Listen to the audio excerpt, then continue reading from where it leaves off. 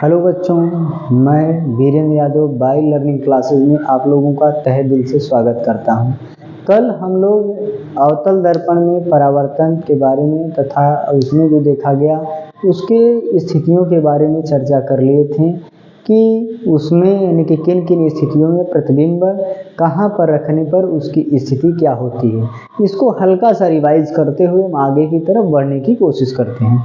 इसमें कल हमने बता दिया था कि यह जो हमारा अवतल दर्पण होता है इसमें पहली बार वस्तु को जो रखा जाता है, वस्तु को जब हम अनंत पर रखते हैं तो यहाँ से दो समांतर प्रकाश की किरणें चलती हैं।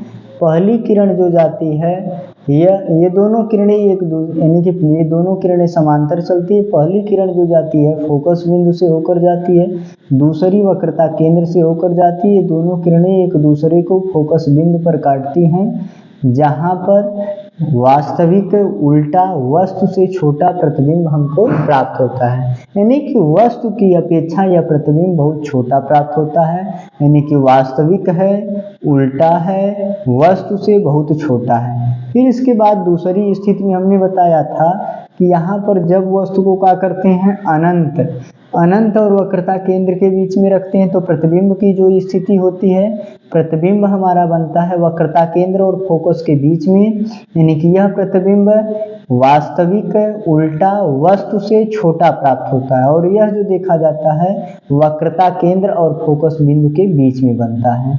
यानी कि जब वस्तु को हम क्या करते हैं कि वक्रता केंद्र पर रखते हैं तो प्रतिबिंब जो देखा जाता है हमारा, यह वक्रता केंद्र पर ही बनता है, यानी कि वक्रता केंद्र पर बनता है। आभासी सीधा तथा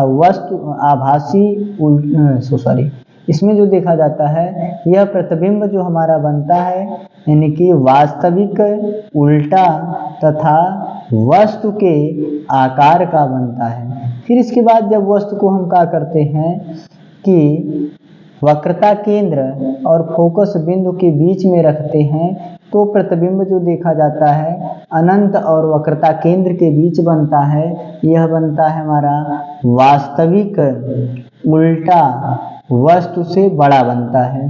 फिर इसके बाद अगली वाली स्थिति जो आती है, यानी कि इसमें वस्तु को क्या करते हैं हम फोकस बिंदु पर रखते हैं। तो अगली वाली स्थिति में जब वस्तु को फोकस बिंदु पर रखा जाता है तो प्रतिबिंब जो बनता है हमारा अनंत पर बनता है। यह वास्तविक उल्टा तथा वस्तु से बहुत बड़ा प्रतिबिंब बनता है। फिर इसके बाद अगली वाली कंडीशन हमने बताया था, यानी कि लास्ट कंडीशन इसकी थी कि जब वस्तु को यानी कि ध्रुव तथा फोकस बिंदु के बीच में रखते हैं तो प्रतिबिंब जो देखा जाता है हमारा दर्पण के पीछे आभासी सीधा तथा वस्तु से बड़ा बनता है। यानी कि अवतल दर्पण द्वारा प्रतिबिंब की स्थितियों में हम चर्चा करें तो ये इसमें बात की जाती है कि यह जो देखा जाता है एक स्थिति में, यानी कि फोकस और जब ध्रुव के बीच में होता है तब प्रतिबिंब इसका सीधा और आभासी बनता है। शेष स्थितियों में इसके प्रतिबिंब की जो स्थिति होती है वह यानी कि उल्टी होती है। अब इसके बाद हम यानी कि चर्चा करेंगे उत्तल दर्पण द्वारा प्रतिबिंब बनने की स्थितियों के बारे में। यानी कि अवतल दर्पण में जो हमने देखा ये इतनी स्थितियां थी, यानी कि 6 कंडीशन थी, लेकिन आगे हमको जो मिलेगी वह उत्तल दर्पण में 2 ही स्थितियां हमको प्राप्त होती हैं। अब यहाँ पर देखा जाएगा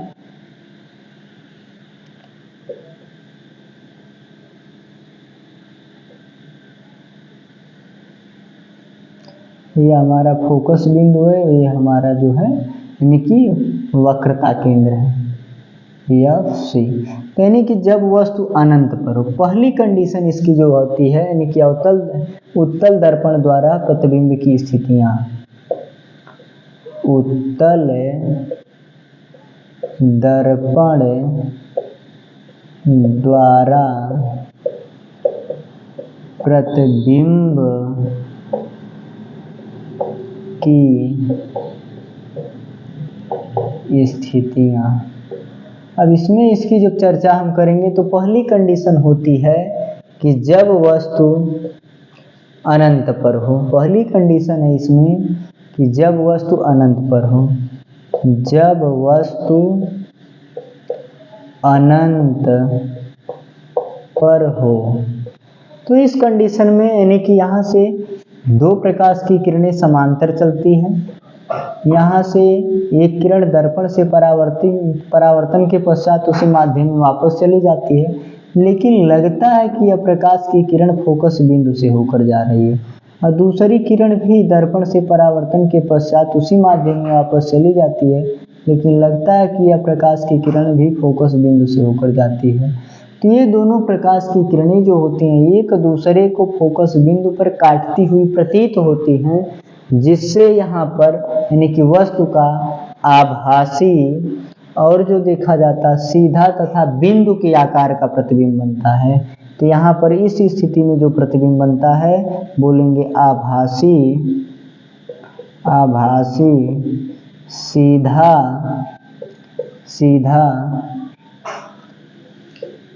आभासी सीधा तथा फोकस बिंदु पर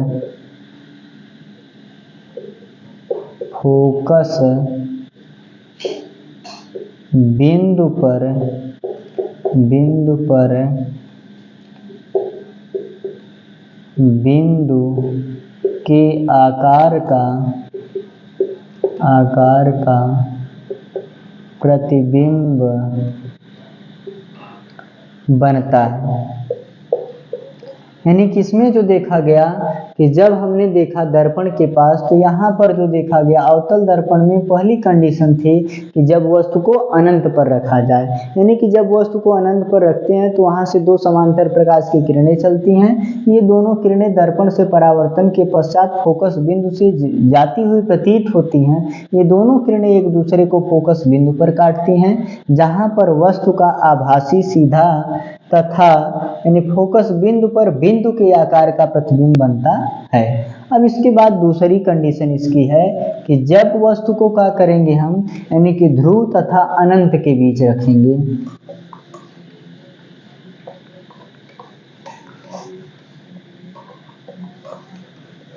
दूसरी वाली स्थिति इसकी है कि जब वस्तु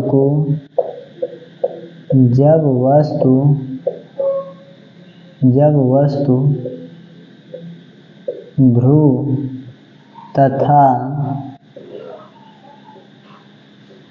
अनंत के बीच हो। यानी कि जब वस्तु ध्रुव तथा अनंत के बीच होती है तो इस स्थिति में देखते हैं यहाँ से चलने वाली पहली प्रकाश की किरण जो देखी जाती है, यानी कि वस्तु की स्थिति यहाँ पर होगी और यहाँ पर मान लिया जाए फोकस बिंदु है, यह हमारा वक्रता केंद्र है।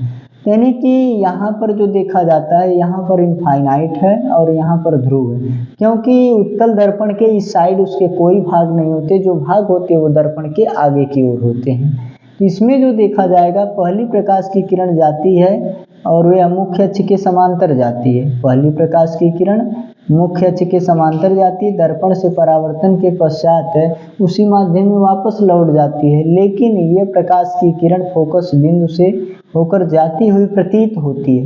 और दूसरी प्रकाश की किरण जाती है दर्पण से परावर्तन के पश्चात उसी मार्ग पर वापस चली जाती है, लेकिन लगता है कि यह प्रकाश की किरण वक्रता केंद्र से होकर जा रही है। ये दोनों किरणें एक दूसरे को ध्रुव तथा फोकस बिंदु के बीच काटती हैं, जहां पर यानी कि वस्तु का आभासी सीधा तथा वस्तु से छोटा प्रतिबिंब प्राप्त होता है। यानी कि इस स्थिति में जो देखा जाता है वस्तु का प्रतिबिंब आभासी सीधा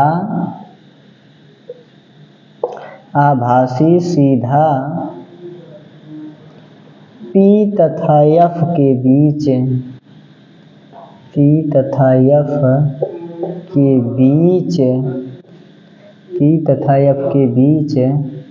वस्तु से छोटा बनता है। यानी कि इस तरह से जो देखेंगे, यानी कि दूसरी इसकी स्थिति थी कि जब वस्तु को अनंत और ध्रुव के बीच में रखा जाए तो इससे पहली प्रकाश की किरण मुख्य अक्ष के समांतर जाती है और यह दर्पण से परावर्तन के पश्चात फोकस बिंदु से जाती हुई प्रतीत होती है, जबकि दूसरी किरण जो जाती है यह दर्पण से परावर्तन के पश्चात वक्रता केंद्र से होकर जाती हुई प्रतीत होती है। ये दोनों किरणें एक दूसरे को फोकस बिंदु तथा ध्रुव के मध्य काटती हैं, जहां पर वस्तु का आभासी सीधा तथा वस्तु से छोटा प्रतिबिंब प्राप्त होता है। अब इसके बाद जो देखा गया, यानी कि यही दो स्थितियां हैं जो हमारे उत्तल दर्पण में यानी कि प्राप्त होती हैं। अब इसके बाद हम लोग देखेंगे यानी कि उत्तल दर्पण तथा अवतल दर्पण का प्रयोग, यानी कि इसमें देखा जाएगा अवतल दर्पण का प्रयोग। अवतल दर्पण का उपयोग। अवतल दर्पण का जो उपयोग होता है, पहला तो हम जो देखा जाता है यानी कि सैलून में करते हैं। सैलून में बाल काटने के लिए हम अवतल दर्पण का प्रयोग करते हैं। फिर इसके बाद जो देखा जाता है, दूसरी स्थिति में जो देखा जाता है यानी कि डॉक्टरी चिकित्सालय में किया जाता है। डॉक्टरी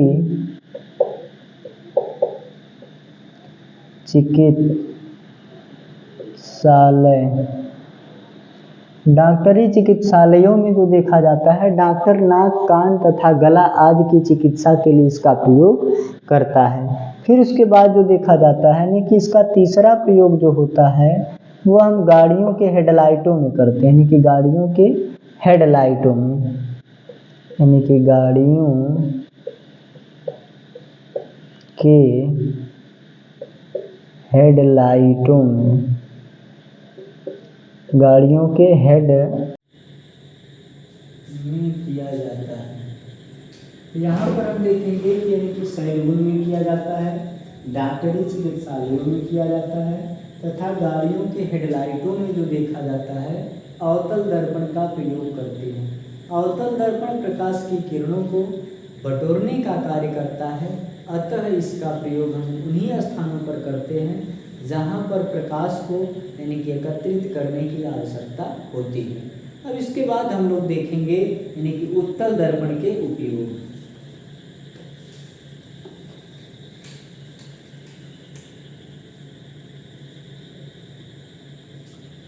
उत्तल दर्पण यानी कि उत्तल दर्पण जो देखा जाता है यानी कि उत्तल दर्पण प्रकाश की किरणों को फैलाने का कार्य करता है, अतः हम इसका उपयोग उन्हीं स्थानों पर करेंगे जहां पर प्रकाश की किरणों को यानी कि फैलाने की आवश्यकता होती है। तो जैसे हम देखते हैं इसका उपयोग पहली पॉइंट पे हम कर लेते हैं, यानी कि जैसे रोड लाइटें होती हैं, रोड पर एक लाइटों को अधिक जो देखा जाता है यानी कि प्रकाशित करने की आवश्यकता होती है, पूरे रोड पर प्रकाश की आवश्यकता होती है, अतः हम यानी कि रोड लाइटों में जो देखा जाता है उत्तल दर्पण का प्रयोग करते हैं। यहाँ पर जो देखा जाता है रोड लाइटों में,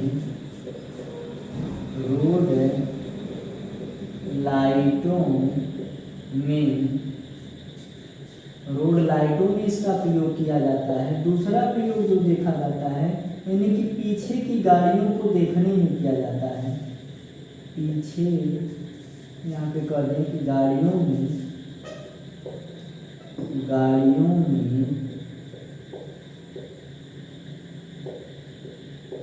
पीछे की वस्तुओं को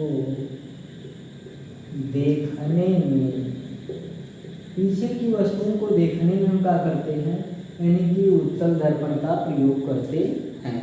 अब तीसरी पॉइंट इसकी जो होती है यानी कि जब प्रकाश की किरणों को हमको फैलाना जाता है तो कम एरिया में कवर करते हैं। अब जब इनका प्रयोग बाबू इसमें जो देखा जाता है इनको दूर तक भेजना रहता है, हम अवतल दर्पण का प्रयोग करते हैं। तो जो हमारे यानी कि रेल के इंजन के स्टीमर होते हैं उसमें हम क्या करते हैं उत्तल दर्पण का प्रयोग करते हैं। यानी कि तीसरी पॉइंट हमारी जो हो जाएगी यानी कि रेलगाड़ियों के स्टीमर में,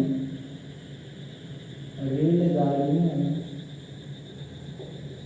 रेलगाड़ियों के स्टीमर में उत्तल दर्पण का प्रयोग किया जाता है। इस प्रकार से हम लोग जान लिए कि अवतल दर्पण का प्रयोग कहाँ पर करते हैं, उत्तल दर्पण का प्रयोग कहाँ पर करते हैं। अब इसके आगे हम लोग चलते हैं, यानी कि उत्तल दर्पण तथा अवतल दर्पण की पहचान कैसे हम करेंगे, कैसे हम पहचानेंगे ये कौन सा दर्पण है। अगर हम क्या करते हैं कि दर्पण को लेते हैं, यानी कि यदि किसी दर्पण को ले करके उसमें हम क्या करते हैं, उसका संपर्क किसी यानी कि दूसरे दर्पण से जब किसी एक क्षण को लेकर के यानी कि किसी समान लंबाई के एक सीधे क्षण को लेते हैं और उसका संपर्क हम दर्पण से कराते हैं। यदि उस क्षण के प्रत्येक भाग यानी कि इस तरह से एक क्षण मार्कर की तरह हम ले लें, सीधा क्षण होना चाहिए। अगर इसका संपर्क हम दर्पण से इस तरह से कराएं, यदि दर्पण का प्रत्येक भाग इस क्षण को स्पर्श करता है तो वह दर्पण जो होगा अवतल दर्पण, वो दर्पण जो होगा समतल दर्पण होगा। जैसे बात की जाती है इसमें, तो यहाँ पर मान लिया जाए कि यह एक हमारा दर्पण है, यह एक दर्पण है। अगर इसके संपर्क में हम एक क्षण को रखेंगे, इसके सभी भाग जो देखे जाएंगे इस क्षण के संपर्क में आ जाएंगे, अतः यह दर्पण जो होगा हमारा यानी कि समतल दर्पण होगा। यानी कि इसके माध्यम से हम जानेंगे यह कौन सा दर्पण है, कि दर्पण की पहचान।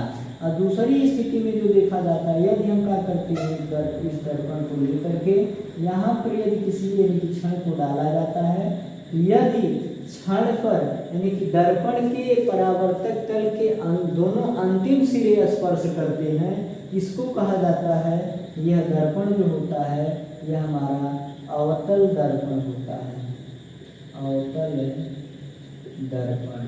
यानी कि जब इसके परावर्तक तल के यानी कि दोनों सिरे क्या करते हैं, संपर्क करते हैं, तो उसे कहा जाता है अवतल दर्पण। यदि हम क्या करते हैं, यानी कि दर्पण के दोनों